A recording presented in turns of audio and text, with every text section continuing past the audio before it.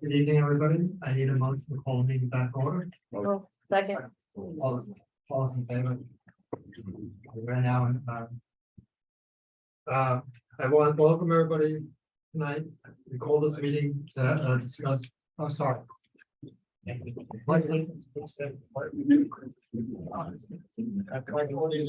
the flag of the United States of America and to the republic for which it stands, one nation under God, indivisible, with liberty and justice for all.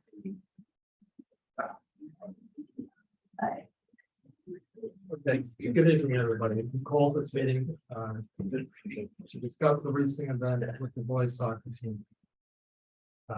At this time, I would ask Dr. Farris to give a report. The board asked me to kind of review the events that occurred that led to the reason we're all here. I know that it's upset people. I know that it's an upsetting situation. And our hope is that we provide just details of what happened, allow the community to speak and share their concerns and their upsetment, and try to do everything we can to move forward productively for all of our kids. On Tuesday, October 10th, the district became aware of the hazing incident from the Snapchat post. The video showed a sophomore student getting on their knees in a parking lot off campus. A senior student was standing over that student, hitting the younger student on the back of the head and neck. Several other students in the video were heard laughing in the background. Comments on the team Snapchat from students included he got what he deserved, and it was for being late to practice. A discipline administered to an identified student, and the team was spoken to by the coach prior to the video. At that point in time, there was no intention to cancel the season. Building administration interviewed 4 students on that day and discovered this was a practice passed down from previous year's team. A senior was appointed to the title of Supreme Leader each year. The Supreme Leader was in charge of enforcing what's called WAPs to players who had infractions, such as being late to practice. Video was recorded during that first week of practice that was posted to Snapchat. Events took place after practice in the parking lot off school grounds. On Wednesday, 10/11, to ensure that players on the team understood what hazing was and why it was not acceptable to practice, our athletic director held a meeting with the JV team and the varsity team after school. The athletic director prepared a lesson based on hazing practices and the importance of building strong, positive team culture. The following is the presentation that was shared with students. I think it's important just to show the slides that were shown to the students. At this point, there was still no decision to cancel the soccer season. This is the first slide, just showing this, and we'll see. The question was asked by the athletic director, what is hazing? And there's a back and forth between him and the students about some ideas about what they thought that might be. He then showed a definition of hazing, which is an activity expected of someone joining or participating in a group that humiliates, degrades, abuses, or endangers them, regardless of the person's willingness to participate. There are 3 components that define hazing. It occurs in a group context. It's humiliating, degrading, or endangering behavior. It happens regardless of an individual's willingness to participate. We talked about the spectrum of hazing. There's extreme and very dangerous hazing to less dangerous hazing, but it all falls under the category of hazing, including harassment, intimidation, or violence. We went over different types of hazing with the students and asked them if they could think of others. I think they gave them some ideas. He then reviewed the student handbook code of conduct, which is basically outlines what hazing is and how it's unacceptable in the schools. This is also in the final forms when you sign up to play a sport. You sign off that you're understanding what this is and that you're not going to engage in it as a practice. Be a player on the team. He then shared a quote from a captain of a team that had happened in the past to show that a program got shut down as a result of it. And he was emphatic in saying that this is really important. We don't want our programs to be shut down because of things like this, and talked about that. He then focused on culture. He asked, what is culture? What ways can you build positive culture on your team? And I believe you had a conversation with students that was a give and take about ways to promote positive culture. And then he gave a definition of culture, and in a sports context, the goal is to create the best culture possible in terms of the way we do things around. He then talked about different ways the teams can create positive team culture, and the team participated in that discussion. And then he talked about a legacy, and you want to leave the program better than you found it. and he explained to students that sports is a privilege, not a right, and that we have to follow the rules in order to play. Again, at that point, there was no decision made to shut down the season. On Wednesday, October 11th, following the presentation, the athletic director and the assistant principal reported the current findings of their investigation to the superintendent and board of education during the executive session. With the consent of the Board of Ed, the superintendent directed the building admin to interview all students on the soccer team to ensure that nothing was being overlooked. At this point in time, the season would not be canceled unless any new information presented itself through student meetings. The principal, assistant principal, and athletic director interviewed as many members of the JV and varsity team as possible by dividing them into thirds and interviewing them one at a time. They got as many as they could. I don't think they got every single student, but they got a large number of students from it. All students were asked the same 5 questions. And all students were asked to hand in their cell phones during the interview. This is a standard practice at the high school when you're talking to groups, because kids tend to talk during the interviews and they didn't want them sharing information. Findings from these interviews revealed the following. Other members of the team were being hit throughout the season in the same manner. Additional members of the team were doing the hitting throughout the season, not just the supreme leader. More than one of these incidents were recorded on video and posted. Reasons for getting hit included being late to practice, but also for other reasons, such as drinking from the wrong water bottle during practice. Some students came to school wearing t-shirts to protest the suspended player that day as well. The district took the following actions Thursday afternoon. Administration met with the soccer team to inform them that the season was canceled due to hazing. The building administration sent an email to the soccer parents explaining that students were interviewed and the remaining 2 games of the season will be canceled. And the district, myself, sent out a notification to the community explaining that the season was being canceled due to hazing. It also pointed out a separate concern about past situation from prior years related to a racist or anti-Semitic situation. We'll get into that in a second and explain that. I think the context is important.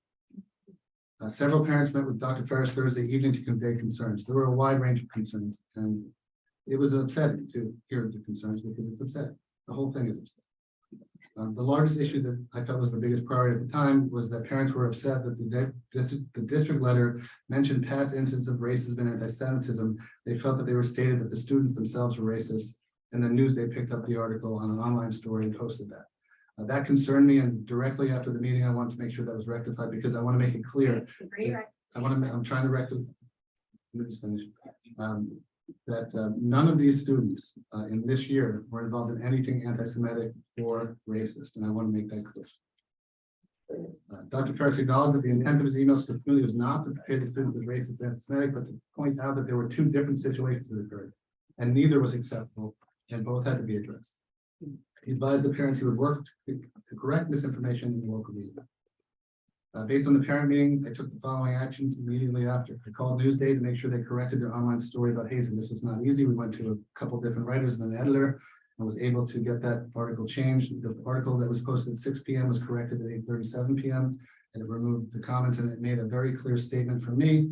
To be clear, I think I said in the email or in the article, these students were not involved in anything racist. I spoke to multiple news outlets that were calling us to make sure that if they were going to write anything or post anything, that they would not include anything about anti-Semitism or racism.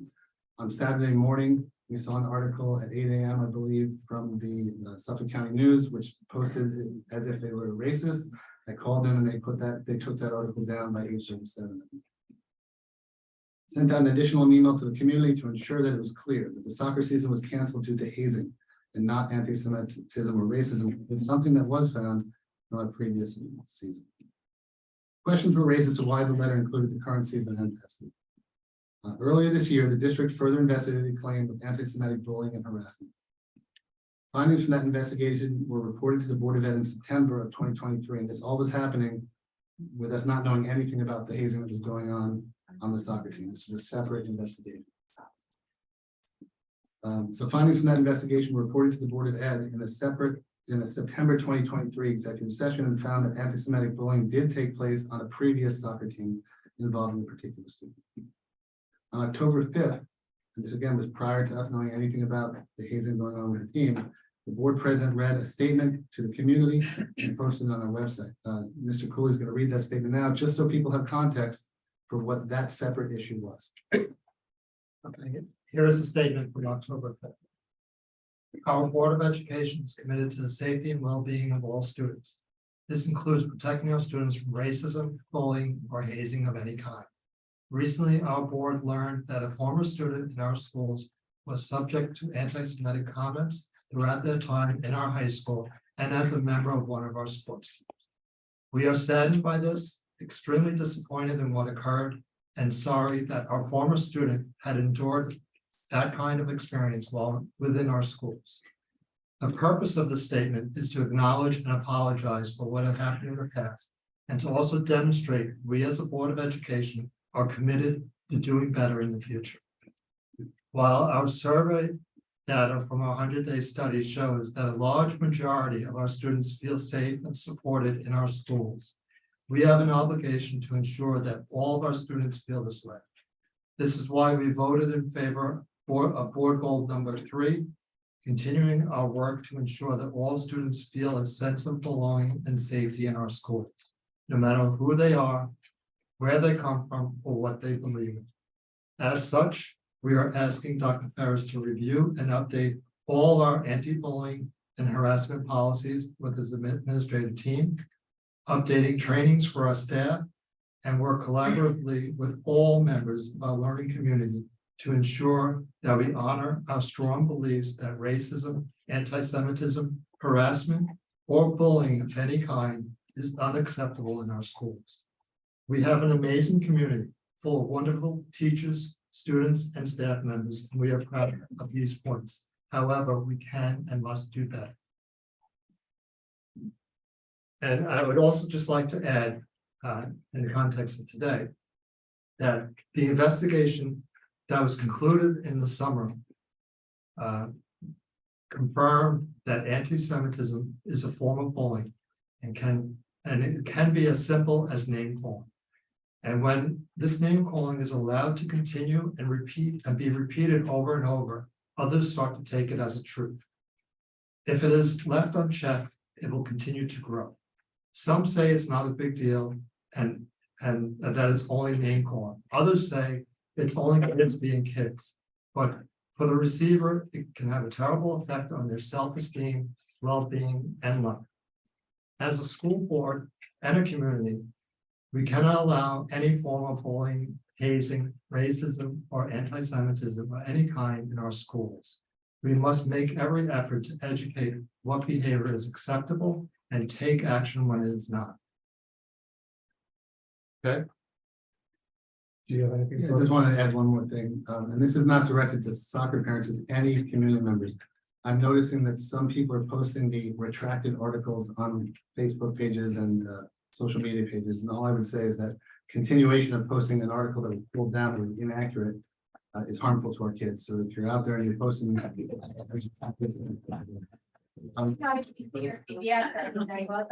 again, Please. so I'm just reporting what people are perspective.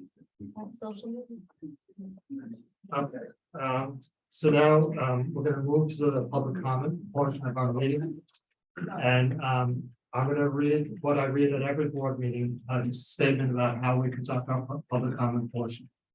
So the Board of Education appreciates feedback from the community. And we recognize free wait, let me take a drink of water.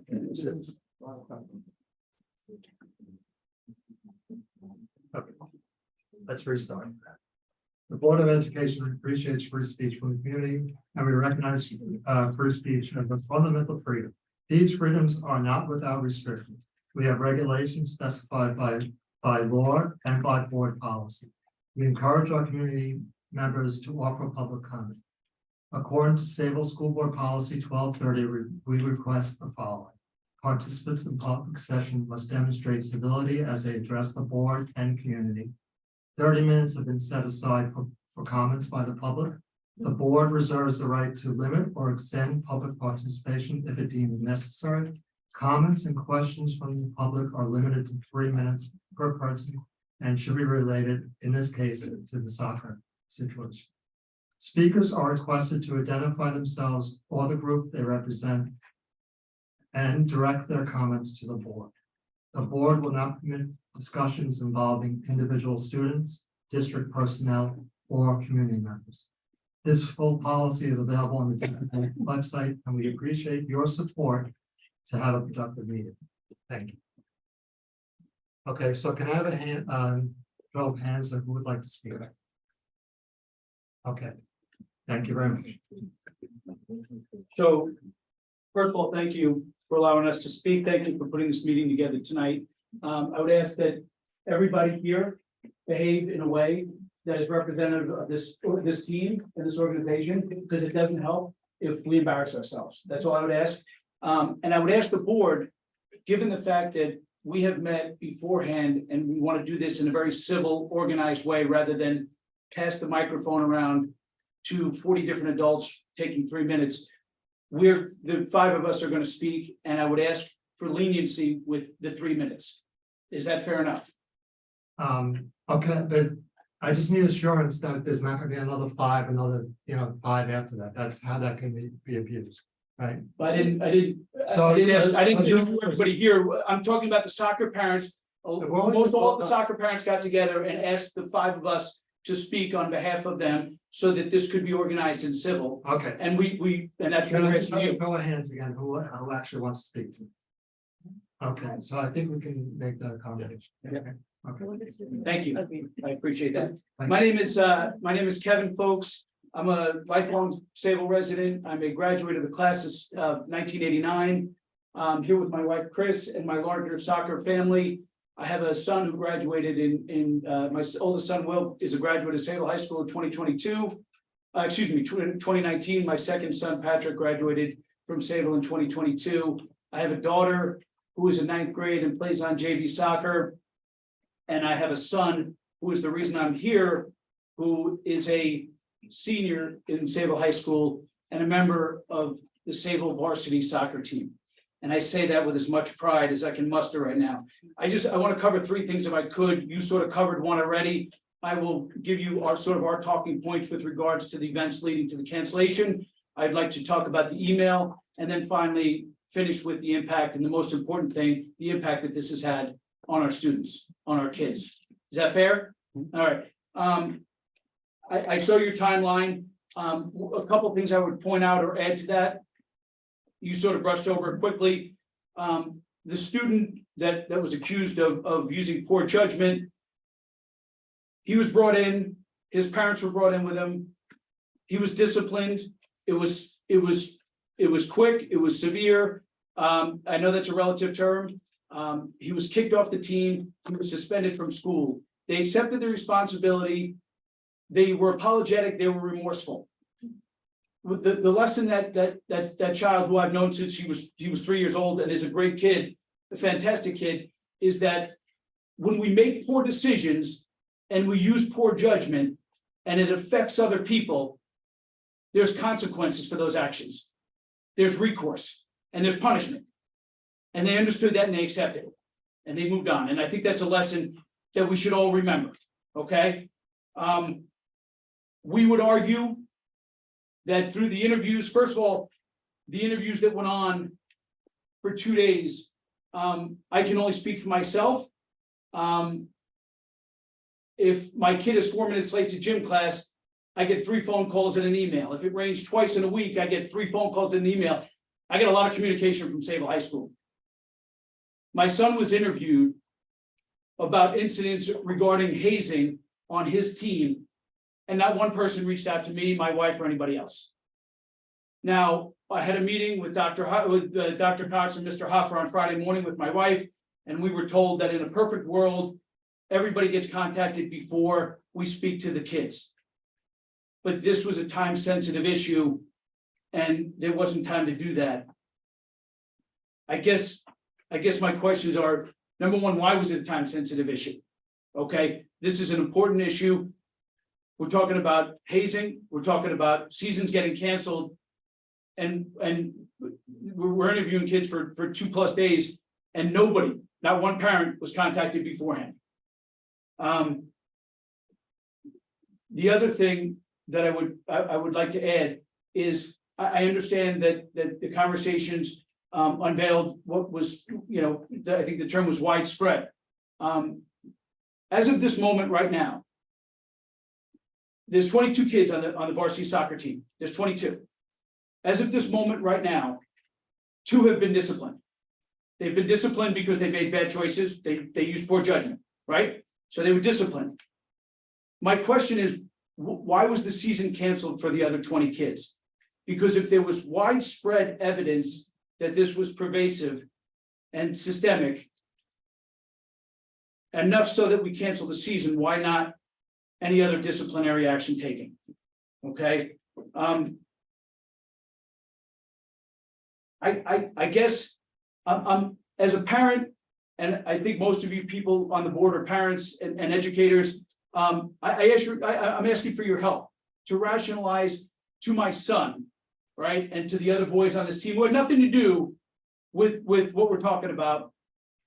When they do, when my kids understand when they do something they're not supposed to, there's repercussions for their actions, and they understand that.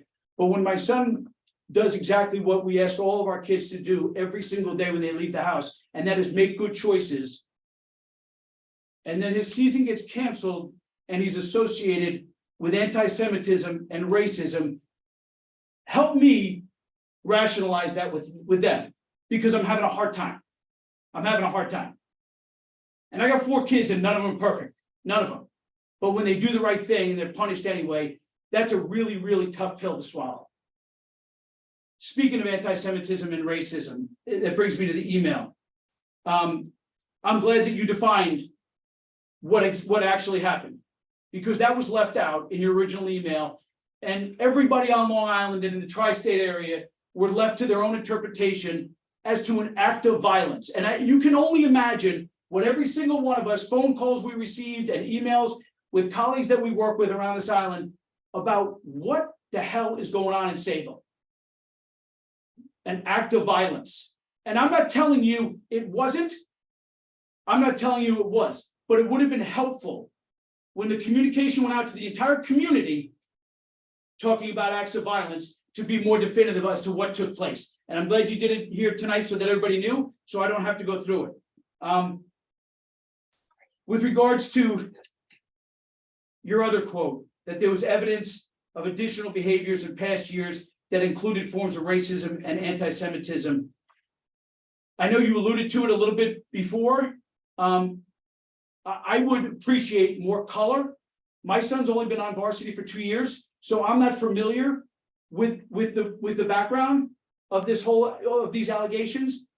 But since you decided to put my son, my family, and this entire group here in the crosshairs of your allegation, and I have to not answer to, but I have conversations every day since your email went out with my clients, with my colleagues and my coworkers all over Long Island and the tri-state area as to the anti-Semitism and racism in the town that I live in.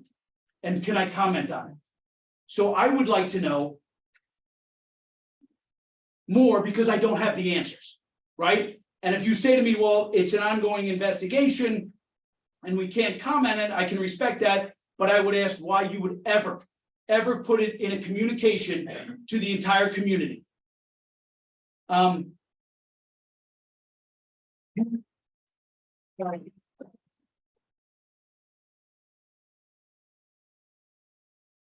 You made a decision to try and convict all of these kids in the court of public opinion.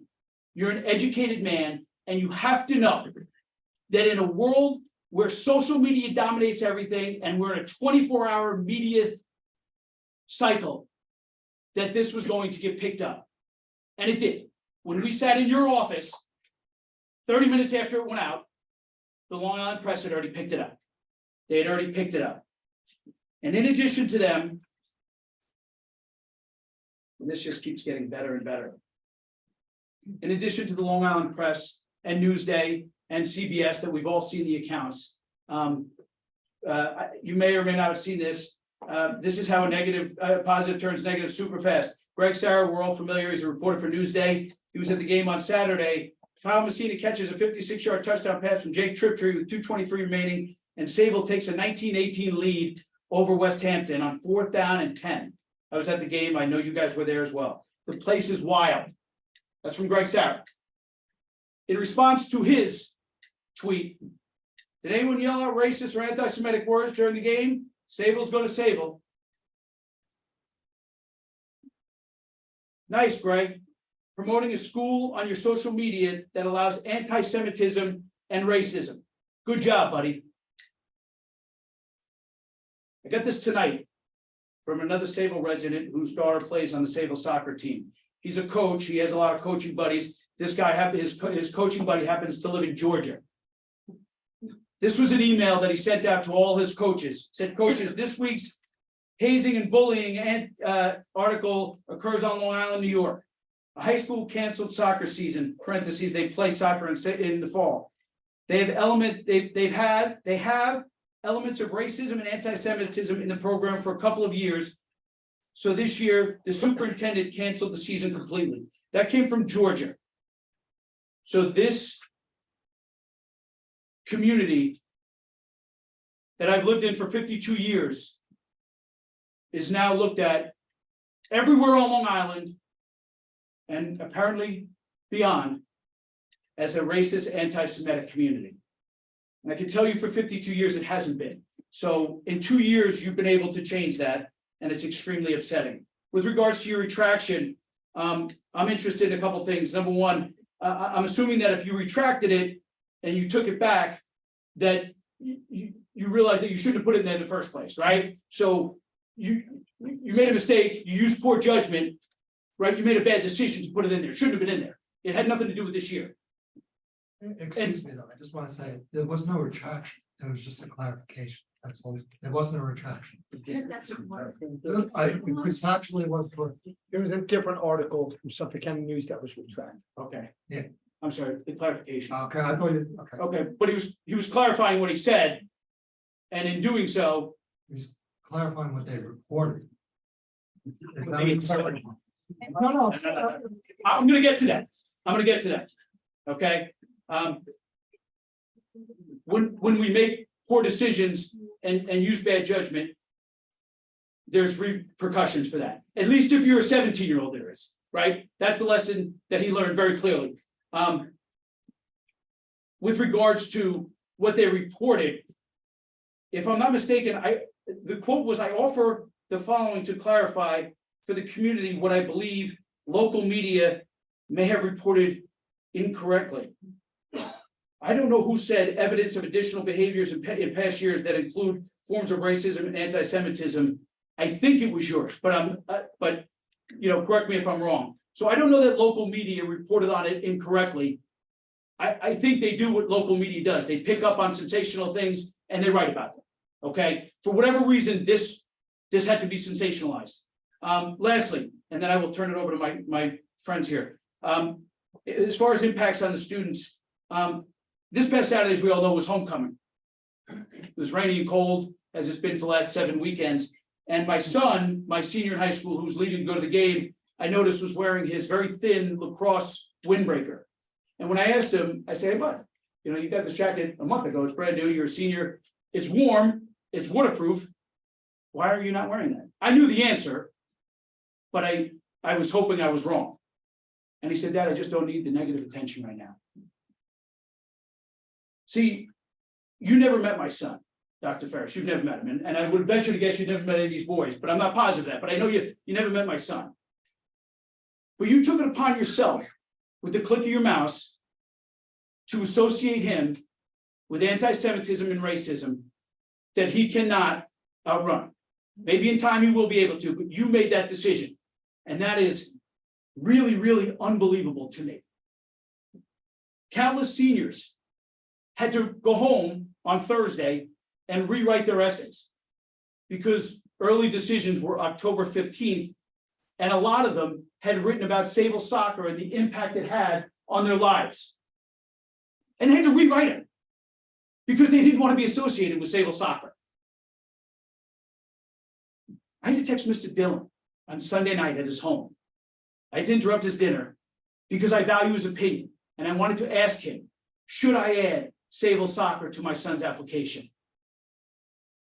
Kids on this team who had nothing to do with any of the stuff we're talking about tonight are being teased and harassed by not only players, but coaches from their travel teams in other towns.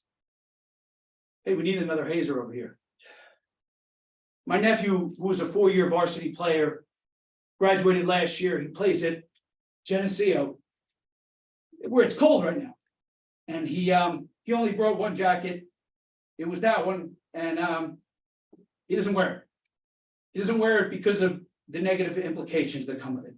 I will finish with the fact that I'm a football guy. I played with James. Carl was right behind me. I've always been a football guy. I love Sayville football. I was fortunate enough to play here. It's a great football town. My oldest son played up until JV. My second guy played through varsity. I coached at the youth level. I was part of the board. I loved it. I love it still. Admittedly, I didn't know very much about soccer until my son started playing in 9th grade, when this community welcomed us into their family. And parents like Yana and Fabio Berlingeri and my sister and brother-in-law, spent the next 4 years teaching me the game of soccer. I still don't understand the offsides or the 18-yard box, but I'm learning. Here's the thing I did learn real quick. Okay, when I first started going to soccer games, when my son was in 9th grade, nobody goes to soccer games. Nobody goes. The parents go, the grandparents go, and the siblings go. That's it. There's no band at the soccer games. There's no cheerleaders at the soccer games. There's no homecoming. There's no floats for the soccer kids, right? The whole town doesn't come out to support like they do, like I do. I was there on Saturday. I don't have a kid playing football. They don't come out. These kids, they don't play for the jersey. They play because they love the sport and they play for each other. And any other depiction of these boys is incorrect. I am so fortunate that my son has been a part of this culture for the last 4 years, and my wife and I are incredibly grateful for them welcoming us in. I will leave you with this. I just asked, what are the lessons that we are imparting to these young men as we send them out into the world? Is it that if you do the right thing and you make good choices, they will cancel your season? If you do the right thing and you make good choices, you get to be associated with anti-Semitism and racism. If you're a 17-year-old boy and you make bad choices and use poor judgment, you are punished. And you must accept that. But if you're an adult and you make a bad choice and you make a bad decision, there's not a punishment. There's not recourse. Is that the lessons we send them out with? Because it feels like it. And the last thing I will say, and then I will sit down, is that I would ask you for the next 30 seconds to do me a favor. Forget about my kid. Forget about these boys. Forget about Sayville soccer. I would ask you to do me a favor. I would ask you to think about your child, your niece, your nephew, your grandchildren. I would ask you to think about them and either speed up time or rewind it. And I would ask you to make your child 15, 16, 17 years old. And then I would ask you to imagine that somebody writes the worst possible thing, the worst depiction in this day that we live in right now. Okay? A week and a half removed from the second worst atrocity to the Jewish people in the history of the world is written about your child. Not mine, yours. Think about that. And for one brief, miserable moment, you get to feel what we feel like. I thank you.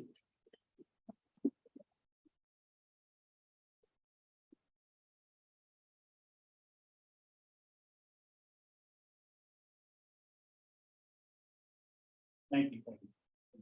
My name is Jeff Yonkers. I have 2 boys that graduated in 2021, and I have 1 boy that's going to be graduating this year. What did the public hear the other day? The first thing they heard was racist, anti-Semitic. Let me repeat that. Racist, anti-Semitic behavior in soccer cancels the remaining season. That was the headline of the Suffolk County News. My question is why? Why did it have to be like that? Acts of violence is stated in the email that went out to the community and ultimately to the news within minutes. Due to the email being written so poorly, a second email was needed to be sent out to clarify the misconception, and hurried phone calls to the media that had to make this right. Let's be crystal clear to the public. The alleged hazing incident involved a person kneeling and getting smacked on the back of the neck. The perception of this community is now Sayville is a bunch of racist, anti-Semitic, violent people, which is clearly not true. The damage is done. It's similar to how a beer company could be put away with one commercial. The damage is done and can never be reversed. Just an example, a professional acquaintance of mine came out and asked me what happened. Before I could tell him, before I can even get my story out, he said, let me guess. He described something being shoved up somewhere, and I'll leave it at that. That's the perception of this miscommunication. I have several questions for the Sayville Board of Education. I'm going to ask these questions and do not wish to be interrupted. I'd like written responses from the Board of Education, and I'll be sending an email later tonight. Did the Board of Education approve the first email on the second clarifying email that went out to the community? Did the Board of Education approve the cancellation of the soccer season? Was part of the cancellation due to the team supporting their teammate by wearing supporting shorts? Was the racism and anti-Semitism accusations that were from more than 2 years ago, before any of these players were even on the team, were those accusations against faculty, coaches, or the team? I think you guys need to clarify that, and we would like answers. Was anyone held responsible for the racism and anti-Semitism accusations? Was any faculty held responsible? Was any coaching? Was any staff? Was any students? I'd like the Board of Education, their definition of violence. As the email used the term violence, were any authorities called outside of Sayville District? Is the Board of Education going to make the author of the email give a well-deserved public apology for embarrassing us all? What is the Board's education plan on doing to reprimand this person responsible for drafting and sending out this defaming email? Termination, written up, what are you guys going to do? Most importantly, if the Board of Education knew there was an issue, how has this been addressed in the past? What are you going to do about it? And it doesn't happen in the future, besides a meeting 3 days or 4 days ago. As I close here, my heart really goes out to the boys soccer team, the Sayville High School, and the Sayville community for being labeled. I just want to thank the superintendent, Ferris, for ruining it all.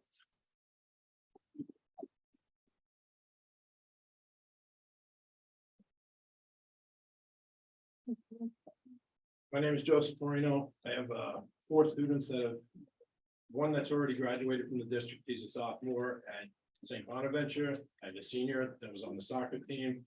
He's got a twin sister that plays volleyball, and I have a younger daughter that plays on the field hockey.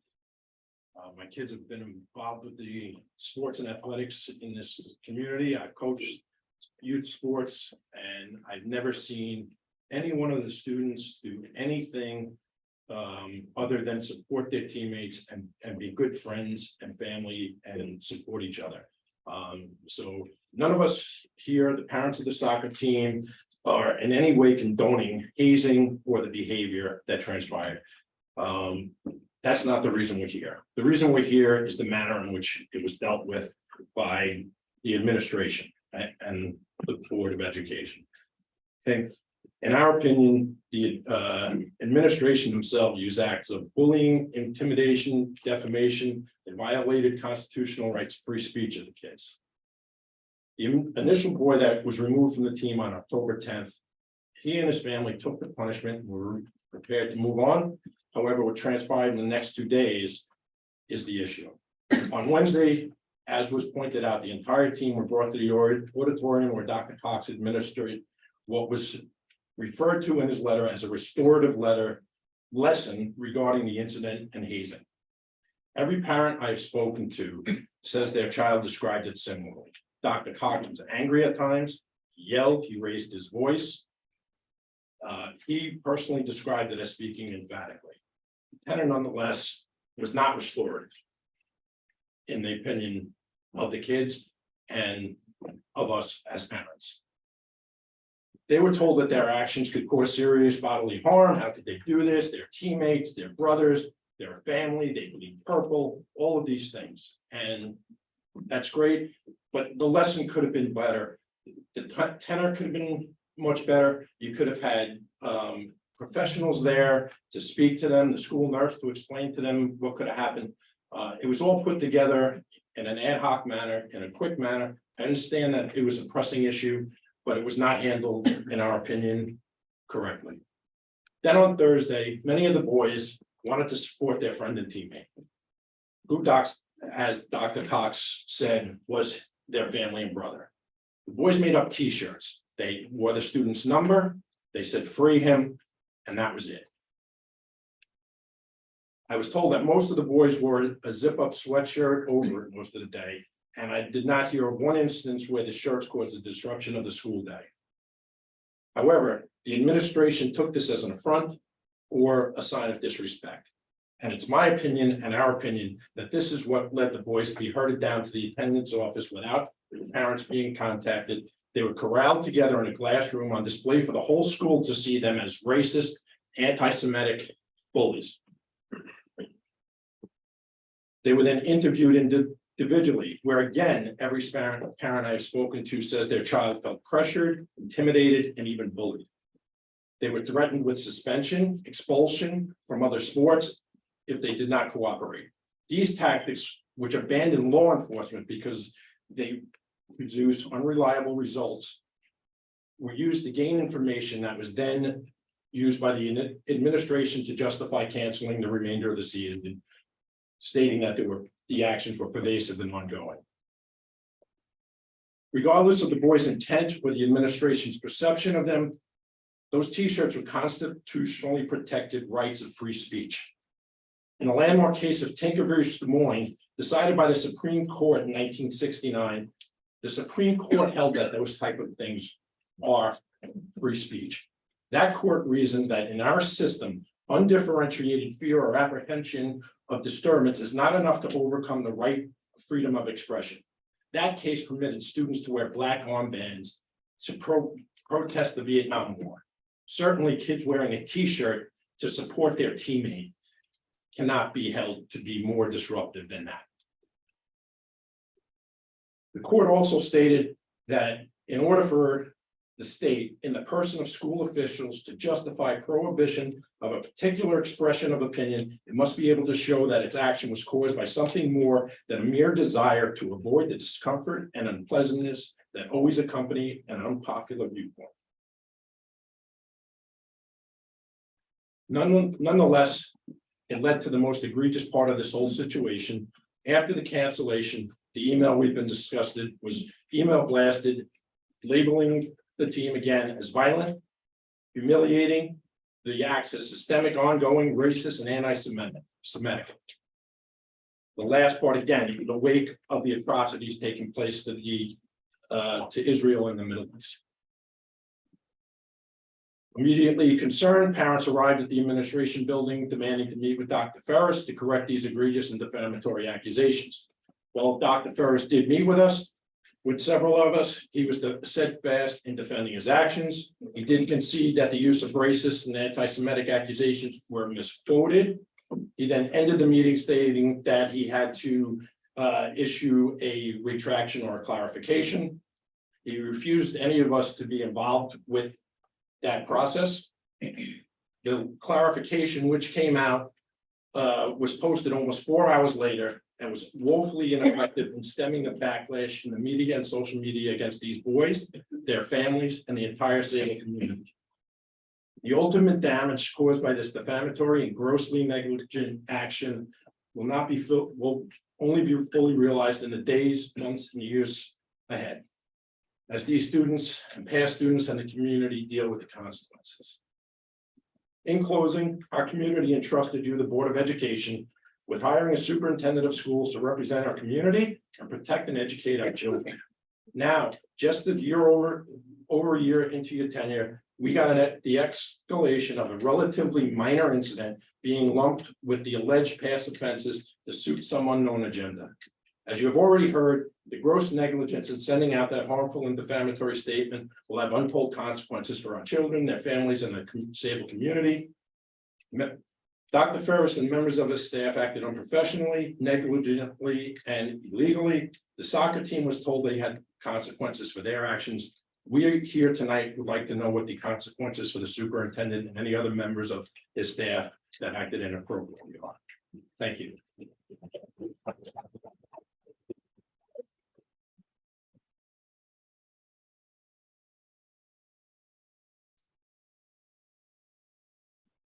Hello, I'm Fabio Berlingieri. I have 3 children, 2 in college and 1 in the senior. They're all ex-soccer players and just a little bit about it. Racist anti-Semitic behavior in soccer team hazing canceled remaining of the season. Racist anti-Semitic. Imagine this headline was about your children. Just for a second, imagine if you heard and you woke up that morning seeing that big headline. And it's all lies. And we know it's all lies. Like I said, I'm proud father of 3 boys. They're all very, very proud to have been stable soccer players, stable athletes, stable students. I personally have been a volunteer coach and board member for Bayman Soccer for almost 20 years. I'm the current president, been for 10 years, and I've also volunteered the past 8 years to coach the Sayville High School soccer team. Because I'm very passionate about soccer and kids. I have coached almost every soccer player for the past 8 years that came through this high school. And some since they were 4 years old. These boys are like my children. They're close, they're a family, they're great kids. Always to each other. So many great memories. Dr. Ferris, the reputation of all these wonderful young men has been tarnished with that negligent letter that was sent. Many of these young men who have graduated or are still in college are calling me with concerns. Some are now teachers and coaches and are being questioned at their new jobs. And some as they're applying for job interviews. These wonderful young men have been forever labeled racist, anti-Semitic, and violent. And we know that's all lies. But that's what they have to deal with daily now, as we do, and these boys have, and all these stable residents too. This has caused so much unnecessary pain. How can a man of your status send something so damaging to the mental wellness of these boys who will forever have to defend themselves for being a stable soccer player? And apologies goes to every single soccer player, their families, and this wonderful stable community. There's one more thing I have to share. Last summer, when my son was in ICU for 2 weeks, the doctor said he probably never played soccer again and he was about to lose his leg. These boys gave them the strength to fight because he wanted to play so badly. He said he with his buddies. Because of the support of these boys, these families, and the stable community, my son got to play his senior year with his family. Because that's what they are. They're a family, and you're trying to destroy that. It's a disgrace. You should say, you should resign.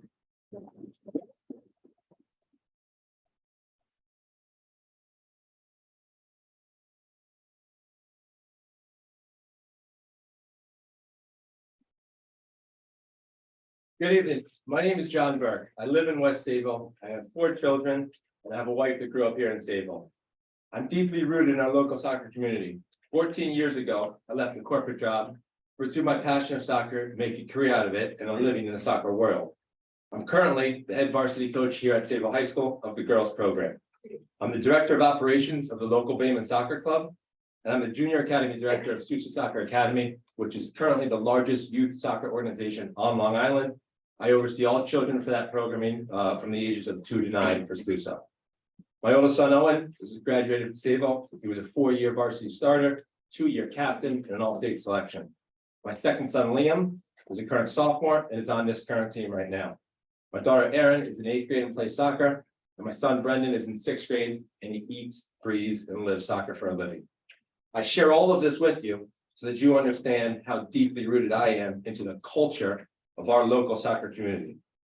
There are members of the current boys varsity team that I have coached and I have known, and I look around this room and I see faces, and some of you are up there and some of you are here, that I've known and coached your children when they've been 2, 3, 4 years old, because I started my programming at 2. There are past members of the Sayville Soccer Varsity Boys program who now I currently employ, and they work for me as coaches.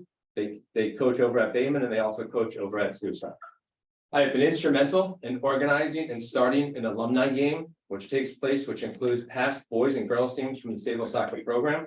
Every year, the Friday after Thanksgiving, they get together, they reunite, they bond, and they celebrate the great culture that they've come to know as Sayville soccer. From that game, we raise money and we give a scholarship to a graduating senior every year. I understand that this board here has heard negative things about the boys soccer program and the culture. And I understand why you might believe everything you hear. In my professional career, I oversee programming for over 1,400 kids every single year. I do not have a 100% satisfaction rate. I get emails of issues they bring up. I get phone calls of disgruntled people all the time. It's part of my job to listen to them, solve the problems, and help them with the issues that they bring up. I know on any given year, I might have 1,350 people who are extremely happy and they love the program. But I know that 50 of them might be extremely disgruntled. I can guarantee you, those are the 50 that I always hear from. And I know that you guys as a board can nod your head and say, those are the things that you typically hear. What has been happening to this board is that for the past 5 years, you have been hearing from a very small portion of the Sayville soccer community. It may have been one family, it may have been a few families that come to your meetings month after month. They write you letters, they complain they've been mistreated. I am not here to dispute that. That may or may not be true. Most of the people in the soccer program are not going to come to your board meetings. They're not going to come here and sing praises and take their 3 minutes of how great the soccer program is. But I can make you a promise. You go find 4 to 5 hours of your time. I am good at organizing people, not a lot of things, but I will get 50 to 100 people to give you a statement exactly how great the culture that they experience from Sayville soccer. One particular story that comes to mind happened a few years ago, when a recent graduate who was attending Suffolk Community College at the time volunteered his time to come help mentor and be an assistant coach for the boys. He helped run the summer leagues. He encouraged struggling players. He offered rides to all the boys. He had pasta parties at his house, and he did his own film sessions for these boys. All of this on his own time. And when the team lost in the playoffs that year, he drove in the rain that night. He went to each graduating player's house. He went to some of the juniors' house individually, and he told them to pick their heads up, be proud of themselves, because we at Sayville are a family. I know that, right, for a fact, because I looked on my porch and I saw this young man hugging my son. My son came inside with tears in his eyes, talking about, I'm not even an emotional guy. Right? That's my wife who's back here. He came inside with tears in his eyes that night, and he said to me, Dad, he was so distraught that his time at Sayville soccer had come to an end. Now I ask you, is that a bad culture? I'm not going to dispute the fact that one family or a few families had a bad experience. Probably did happen, yes. That very well could be true. No idea from me. But you need to stop letting a very small select few paint the entire picture of what Sayville soccer is about. Bad things happen to people, and a select few bad people might make those things happen. As a coach, I do not agree with hazing or bullying. It's something that happens every year, happens in every sport, happens in every classroom, and it happens on every playground. I just came here dressed like this from a soccer program of teaching 2nd grade kids. One kid just came up to me a couple hours ago, said, hey, coach, call me a little weenie, right? I had to deal with that issue. I didn't take that entire team right there as a bad team. I took those kids and I dealt with that issue. So I know that this stuff does happen. Our job is to protect the kids getting harmed, help them with coping skills, educate others about proper behavior.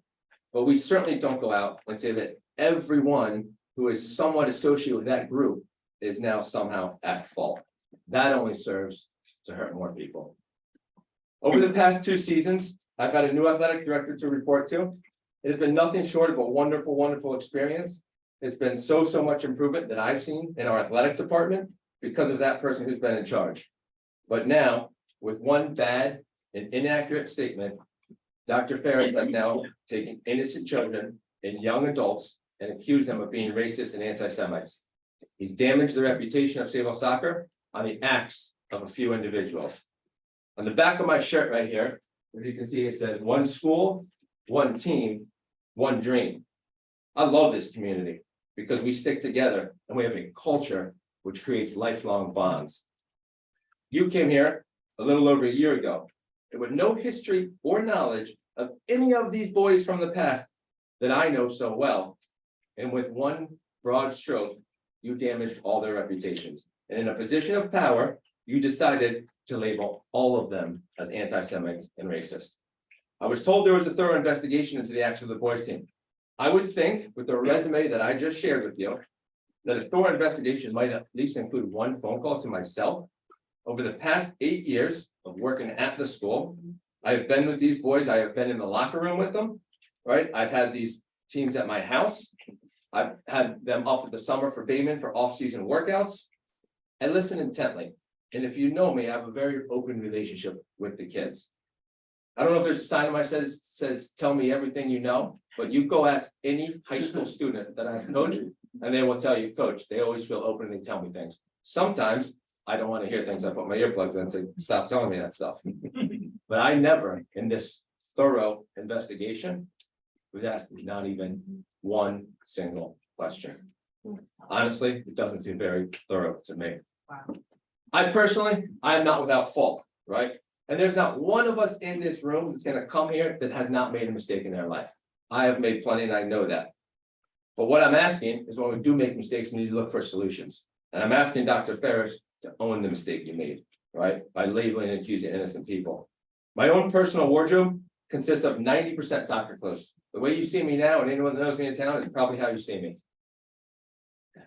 I look in there now, and for me to wear this shirt, I'm associated with the girls team, and I have kids on the boys team. I have a hard time putting on these clothes now, right? Because if I wear these out, I'm now associated with an anti-Semite and with a racist.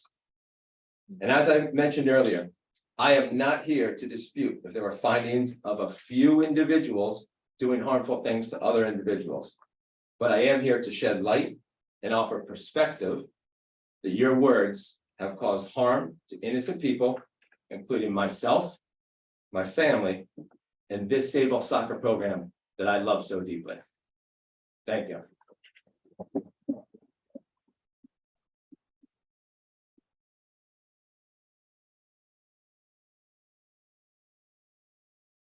That concludes the public comment portion.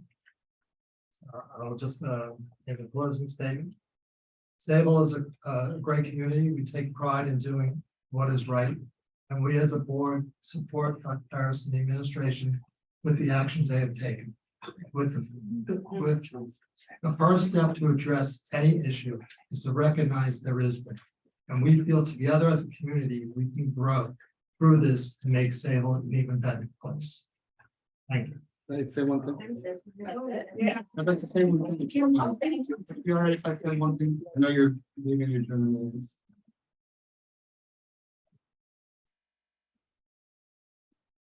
Kind of capture the words because I'm guessing and reflecting on what everybody said.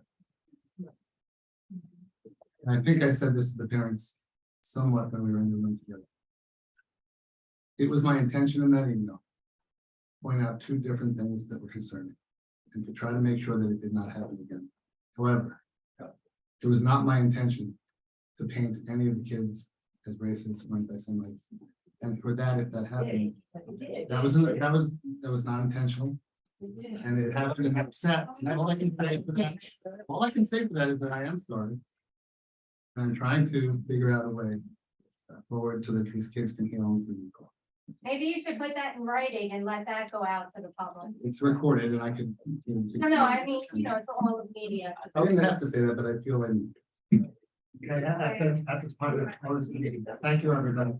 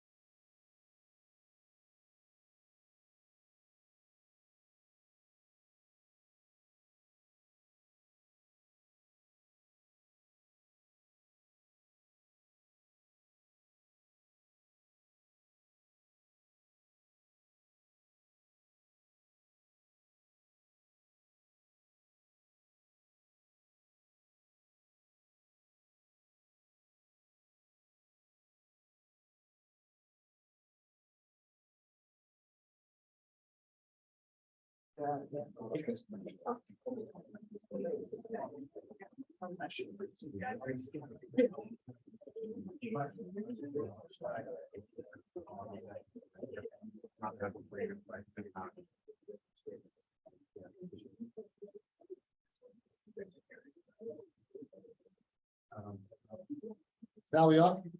Not yet.